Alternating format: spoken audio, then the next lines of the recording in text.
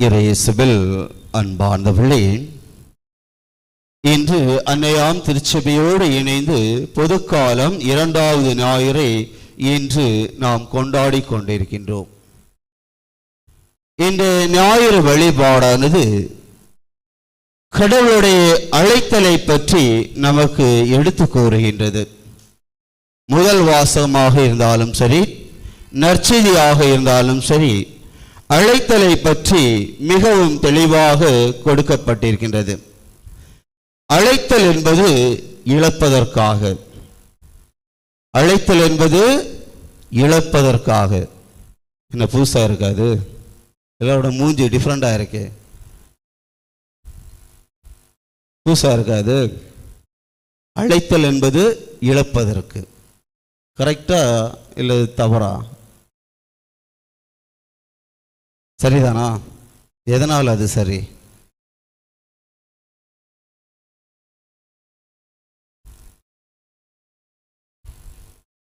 ஆண்டவருக்காக எல்லாவற்றையும் இழப்பது. யார் அது? யார் இழக்கணும்? ஆண்டவருக்காக எல்லாருமே இழக்கணும். இது பொதுவாக சொன்னான்னா சாமியாரும் சிஸ்டர்ஸும் தான் சொல்லுவாங்க, எல்லாத்தையும் இழக்கணும். என் குடும்ப வாழ்வில் இருக்கவங்க, ஏன்னா எல்லாருக்குமே ஒரு வகையான ஒரு அழைப்பை தான் நாம் பெற்றிருக்கின்றோம். நாங்கள் துறவர அழைப்பை பெற்றிருக்கின்றோம். இறை மக்கள் நீங்கள் குடும்ப வாழ்விற்கான ஒரு அழைப்பை பெற்றிருக்கின்றீர்கள். அப்படியானால் இன்றைய நற்செய்தியிலே நாம் பார்க்கின்ற ஒன்று, யோவான் தன்னுடைய சீடர்களோடு நின்று கொண்டிருக்கின்றார். அப்போது இயேசு அவ்வழியே போவதை பார்த்து, இதோ கடவுளின் செம்மறி என்று சுட்டி காட்டுகின்றார். பொதுவாக நாம் பார்க்கின்ற இந்த ஒரு நிகழ்வு, ஆண்டவர் இயேசு கிறிஸ்து திருமுழுக்கு யோவானிடம் திருமுழுக்கு பெறுவதற்காக வருகின்றார். ஏனென்றால் திருமுழுக்கு யோவான் மக்களை ஆண்டவருடைய வழி ஆயத்தம் செய்வதற்காக மக்களை புனிதப்படுத்துகின்ற ஒரு வேலையை செய்து கொண்டிருந்தார். மக்களுக்கு இறை வார்த்தைகளை போதிப்பதும், இறைவன் வரப்போகிறார், மெசியா வரப்போகிறார் என்ற ஒரு செய்தியையும் மக்களுக்கு கொடுக்கின்றார். ஆனால் மக்கள் பல நேரங்களில் அவர்கள் இவருடைய வாழ்வை பார்த்து இவர்தான் மெசியாவாக இருப்பாரோ என்ற ஒரு எண்ணம் இருந்தது. இருந்தாலும் ஆண்டவர் இயேசு கிறிஸ்து அவரிடம் வருகிறார். அவர் வருகின்ற போது திருமுழுக்கு பெற அவர் அந்த தண்ணீரில் இறங்குகின்றார். திருமுழுக்கு யோவானும் அவருக்கு திருமுழுக்கு கொடுக்கின்றார். அப்போதுதான் ஒரு மாபெரும் நிகழ்வு நடக்கின்றது. இயேசு அந்த தண்ணீரிலிருந்து வெளியே வரும்போது வானம் பிளவுபடுகிறது. தூய ஆவியானவர் புறா வடிவிலே அவர் மீது இறங்குகின்றார்.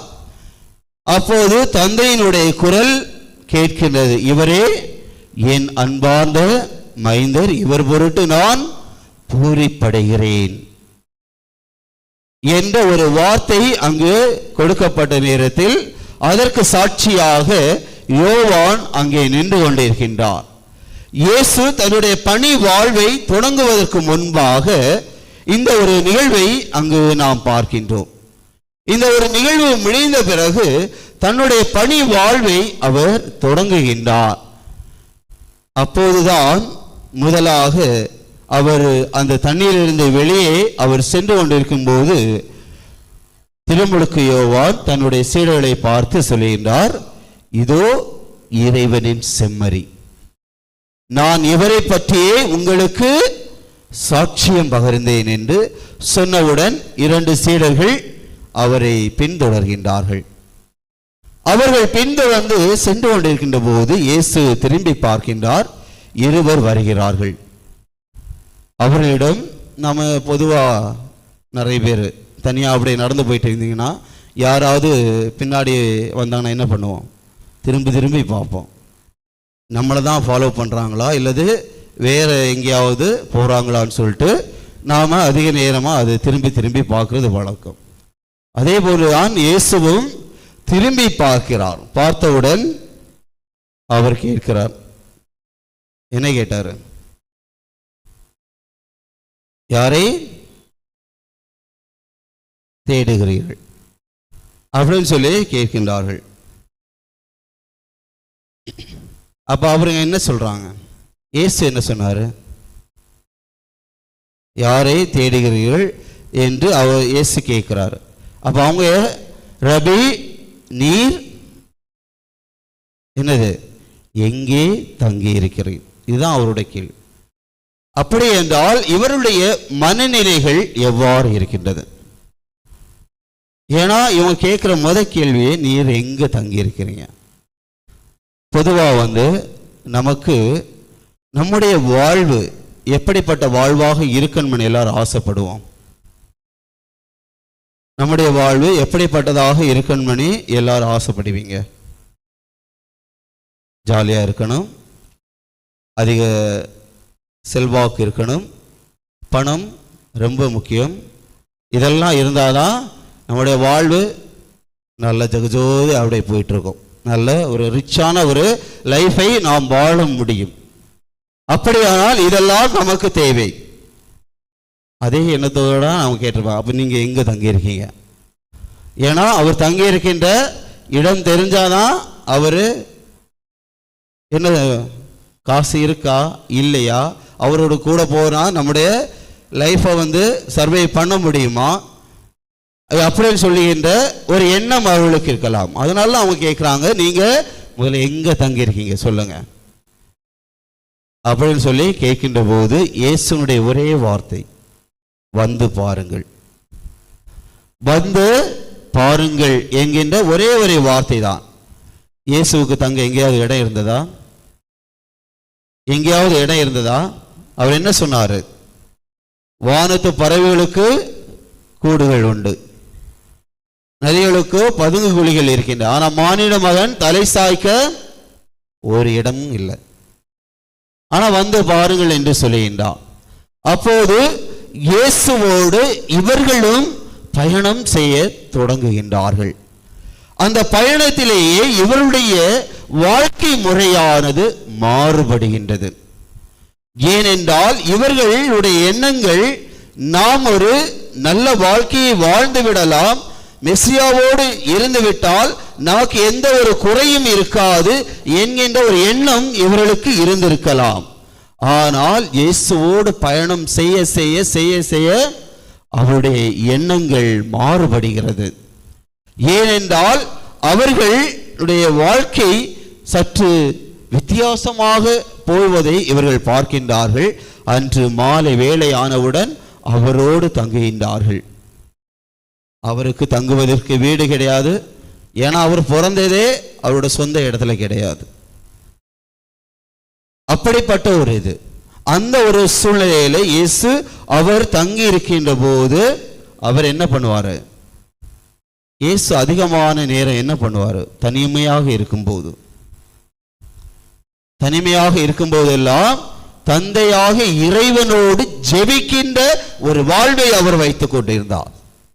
அதைத்தான் இந்த சீடர்கள் பார்க்கின்றார்கள். ஏனென்றால் இயேசு ஒவ்வொரு தடவையும் தனிமையான இடத்திற்கு சென்று இறைவனோடு ஜெபிக்கின்றார்.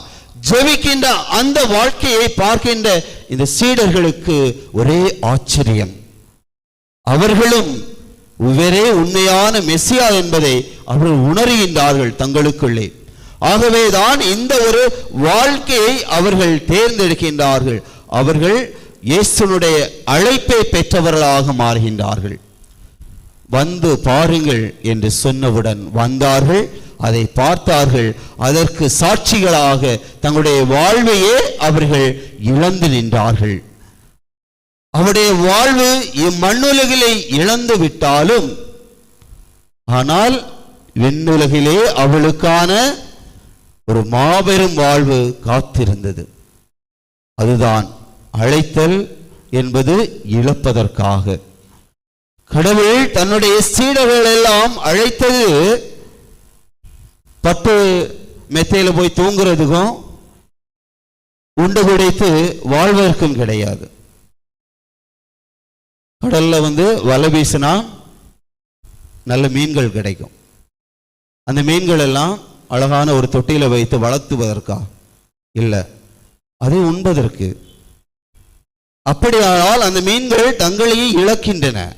அதே போன்றுதான் சீடர்களும் இயேசுவின் சாட்சிகளாக மாற வேண்டும் என்பதற்காக அவர்கள் தங்களையே இழந்தார்கள். ஏன்னா இன்று முதல் வாசகத்தில் நாம் பார்ப்போம், யாருக்கு அழைப்பு கொடுக்கப்பட்டது? சாமுவேல், ஒரு அறியாத பையன், எதுவுமே அறியாத ஒரு குழந்தை கடவுளால் தேர்ந்தெடுக்கப்படுகிறது. அவனுக்கும் அழைப்பானது கொடுக்கப்படுகிறது. ஆனால் முதலிலே அவன் அதை உணர்ந்து கொள்ளவில்லை. ஏன்னா அவன் ஒரு சிறிய பையன். ஏலி சொல்றாரு, யார் கூப்பிட்டான்னு சொல்லி கேட்டோன்னு தெரியல. மூன்றாவது முறையாக அந்த கடவுள் அவரை கூப்பிடுகின்ற போது, ஆண்டவரே பேசும் அடியான் கேட்கிறேன், ஆண்டவரே பேசும் அடியான் கேட்கிறேன் என்று தன்னையே முழுமையாக அவர் கடவுளுக்காக அர்ப்பணம் செய்கின்றார். அந்த அழைத்தலுக்கு நான் இருக்கிறேன் என்று சொல்லி தன்னை அர்ப்பணம் செய்தார். அன்னை மரியாளுக்கு கடவுள் அந்த மங்கள வார்த்தை சொன்ன போதும் அவரும் இதோ ஆண்டவரினுடைய அடிமை என்று சொல்லி அந்த கடவுளுடைய வார்த்தைக்கு இணங்க தன்னையே அர்ப்பணம் செய்தார். இவ்வாறாக ஒவ்வொருவருமே கடவுளுடைய அழைப்பை பெறுகின்ற ஒவ்வொருவரும் தங்களையே இழக்க தயாராக இருக்க வேண்டும் என்று குருக்களுக்கு அழைத்தல், அருட் சகோதரிகளுக்கும் அழைத்தல் கொடுக்கப்பட்டிருக்கிறது. ஆனால் இவர்கள் தங்களுடைய அழைப்பை முழுமையாக அறிந்து கொண்டார்கள் என்றால் அவருடைய வாழ்வு எந்த ஒரு துன்பமாக இருந்தாலும் கடவுளுக்காக இதை செய்கிறோம் என்ற ஒரு எண்ணத்தோடு அதை நேர்த்தியாக செய்து கொண்டுதான் இருக்கின்றார்கள். நாம் பல நேரங்களில் பல குருக்களை எல்லாம் பார்க்கிறோம், பல அருட் சகோதரிகளெல்லாம் பார்க்குறோம். ஆனால் ஒரு சில இதை மட்டுமே பார்த்துவிட்டு நாம் பல நேரங்களில் ஒரு கணக்கு போடுவோம். எங்கள் ஊரில் எல்லாம் இருக்கும்போது சொல்லுவாங்க, சாமியார்னா ரொம்ப ரிச்சான ஒரு வாழ்க்கை அப்படின்னு சொல்லுவாங்க, ரொம்ப ரிச்சான ஒரு வாழ்க்கை அப்படின்னு சொல்லி சொல்லுவாங்க. அப்போ என்கிட்ட ஒரு சிலர் பேசும்போது எங்கள் ஊரில் கேட்டாங்க, உங்களுக்கு என்னப்பா எப்போ பார்த்தாலும் சாப்பாடு இருக்கும், நல்லா சாப்பிடுவீங்க, எங்கே வேணாலும் சுற்றுவீங்க, ஆனால் உங்களுக்கு ரிச்சான ஒரு வாழ்க்கை தான் சொல்லுவாங்க. அப்படியே அந்த ஆளை பார்த்து கேட்டேன், நாளைக்கு உங்களோட பையனை அது செமினரிக்கு விட்டுருங்க, அவனை நான் கூட்டு போயிடுறேன், அவனும் சாமியாராகி வருவான், அப்போ உங்கள் பையன்கிட்ட நீங்கள் கேளுங்க அந்த வாழ்க்கை எப்படி இருக்குன்னு சொல்லிட்டு. அந்த அம்மா அதோட பேசல, அப்படியே போயிட்டாங்க. இதே மாதிரி தான் நம்முடைய வெளி எண்ணங்களை வைத்து நாம் பார்க்குறோம். இருக்கும் ஒரு சில நேரங்களில் இருக்கும், அதெல்லாம் தேவைதான். குடும்ப வாழ்வில் நீங்களும் நல்லா ஊர் சுற்றி ஜாலியாக இருக்க போல குருக்களும் கன்னியா அதே போல் ரொம்ப இதெல்லாம் இருக்காது, ஒரு சில நேரங்களில் அதுவும் இருக்கும். ஆனால் அதை விட பல துன்பங்களையும் அவர்கள் அனுபவிக்க வேண்டியது அதிகமாக இருக்கு. ஆனால் அந்த துன்பங்களை பற்றி யாருமே பேச மாட்டோம். குருக்களும் கன்னியர்களும் எவ்வளவு துன்பப்படுகிறார்கள், எவ்வளவு துயரங்களை தாங்கிக் கொண்டு இருக்கிறார்கள் என்பதை யாரும் பேசுவதில்லை. ஆனால் அதே நேரத்தில் அவங்க கொஞ்சம் நல்ல ஜாலியாக நல்ல எங்கேயாவது ஊர் சுற்றிட்டு வந்தானா அதை மட்டும் நல்லா பேசுவோம். குறை சொல்வதற்கு நாம் நல்லாவே சொல்லுவோம். ஆனால் அதே நேரத்தில் உள்ள கஷ்டங்கள் கவலைகள் இதெல்லாம் தெரியாது. இப்படிப்பட்ட ஒரு சூழ்நிலை, அதுதான் கடவுள் சொல்லியிருக்கார், அழைப்பது தங்களை இழைப்பதற்காக. இன்று இருக்கின்ற ஒரு சில குருக்களை வைத்து நாம் சொல்ல முடியாது.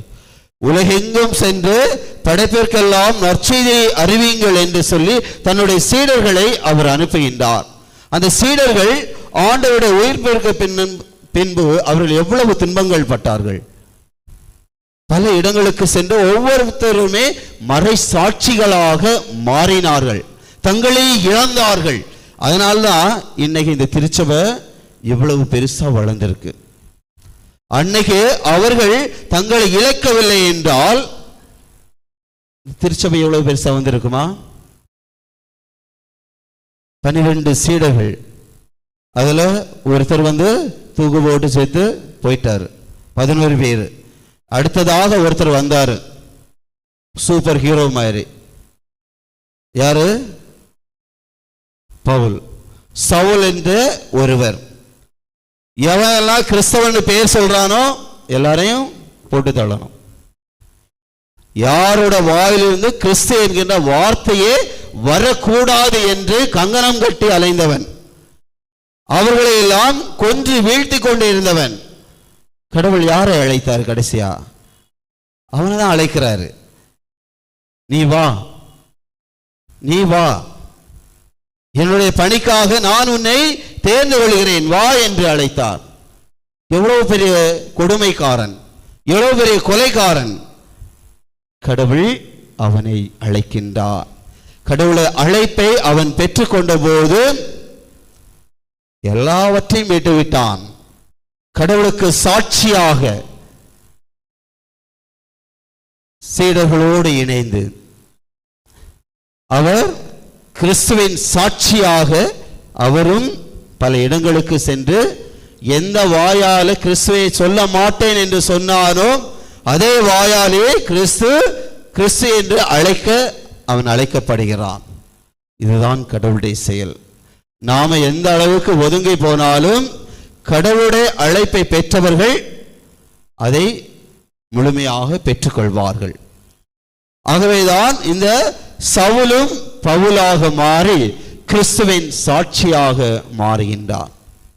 அதே போன்றுதான் அன்பு இறை மக்களே, நீங்களும் குடும்பம் என்னும் அழைப்பை பெற்றிருக்கின்றீர்கள். அந்த குடும்பம் என்னும் அழைப்பை பெற்ற நீங்கள் அதற்கான ஒரு வாழ்க்கையை நீங்கள் வாழுகின்றீர்களா? ஏன்னா இன்றைய காலகட்டங்களில் நிறைய கருத்து வேறுபாடுகள் குடும்பத்திற்குள்ளே. ஒருவருக்கு ஒருவர் விட்டு கொடுக்கிற தன்மை கிடையாது. ஒருவரை ஒருவர் முழுமையாக அன்பு செய்கின்ற தன்மை இல்லை. இப்படி இருக்கும்போது அந்த குடும்ப வாழ்விற்கான அந்த அழைப்பை பெற்ற நீங்கள் அந்த அழைப்பிற்கான முழுமையை உணர முடியுமா? முடியாது. உங்க ரெண்டு பேருக்குள்ள ஒரு நல்ல ஒரு உடன்பாடு இருக்க வேண்டும். கல்யாணம் இதுல சொல்லுவீங்க, இன்பத்திலும் துன்பத்திலும் உடல்நலத்திலும் நோயிலும் நான் உனக்கு பிரமாணிக்கமாக இருந்து என் வாழ்நாள் முழுவதும் உனக்கு அர்ப்பணிப்பேன் என்று சொன்னவங்க, அதே நேரத்தில் கொஞ்சம் ஒரு இது வந்தாலும் பிரிந்து விடுவது. இப்படிப்பட்ட ஒரு சூழ்நிலை, இப்படிப்பட்ட ஒரு வாழ்விற்காக கடவுள் உங்களை இந்த குடும்ப வாழ்விற்கு அழைக்கவில்லை. மாறாக நீங்கள் ஒருவரை ஒருவர் அன்பு செய்து ஒருவரை ஒருவர் ஏற்றுக்கொண்டு ஒருவருக்கு ஒருவர் விட்டு கொடுத்து ஒருவருக்கு ஒருவர் புரிந்து கொண்டு வாழ்வதற்கான ஒரு வாழ்க்கையை தான் கடவுள் உங்களுக்கு கொடுத்திருக்கின்றார். அந்த வாழ்க்கையை நீங்கள் முழுமையாக அதை பற்றி கொள்ளுகின்ற வேளையில்தான் அந்த அழைப்பு முழுமை பெறுகின்றது. அந்த அழைப்பின் மூலமாக நீங்கள் கடவுளை புகழுகின்றீர்கள்.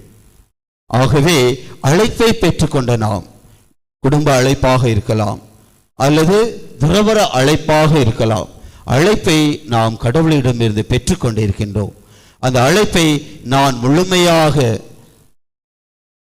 செவி கொடுக்கின்றேனா? கடவுள் எனக்கு கொடுத்த அந்த அழைப்பிற்கு நான் முழுமையாக செவி கொடுத்து அதன்படி வாழுகின்றேனா என்று சிந்திப்போம். இறைவனுடைய ஆசீர்வாதம் வேண்டி தொடர்ந்து மன்றாடுவோம். ஆமீன்.